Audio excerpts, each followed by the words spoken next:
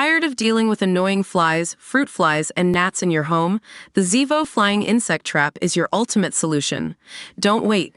Check out the link in the video description now to get your Zevo Flying Insect Trap on Amazon and enjoy a bug-free home today.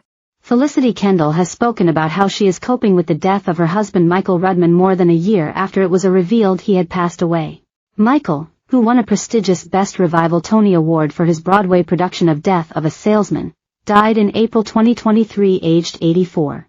Speaking candidly about how she is coping, Felicity, 77, told The Times that it has been ing shit losing her partner of 50 years. During the conversation, Felicity spoke honestly about her experience with death and claimed that there is too much of a stiff upper lip surrounding death. Felicity said, "People say, 'Are you okay?'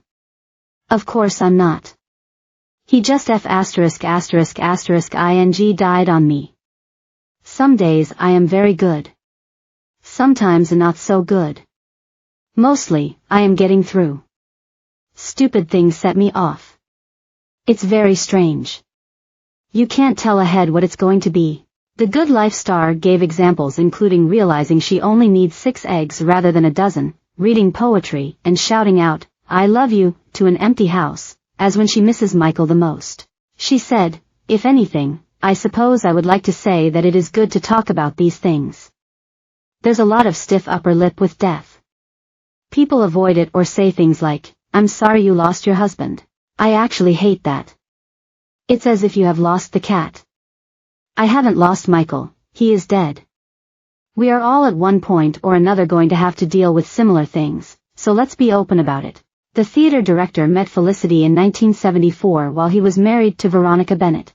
The couple later married in 1983 after the actress divorced her first husband of 11 years, actor Drew Henley. The American star described the secret of romance in his book, I Joke Too Much.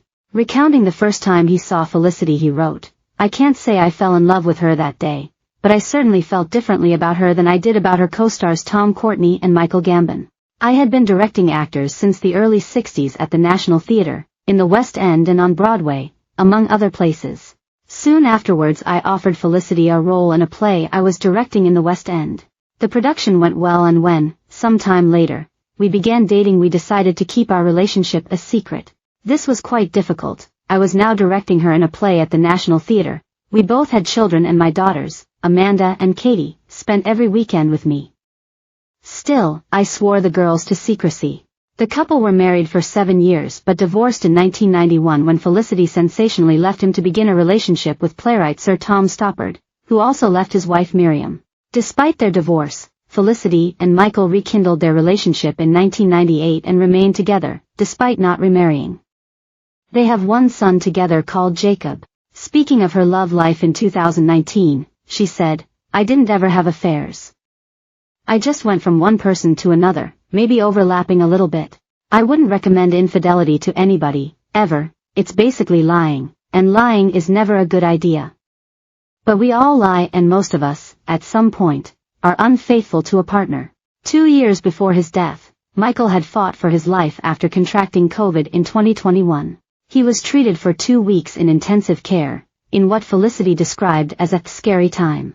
Speaking of the ordeal, she said, "I think I can speak for a lot of people about the fear being huge, and the frustration being a real hardship.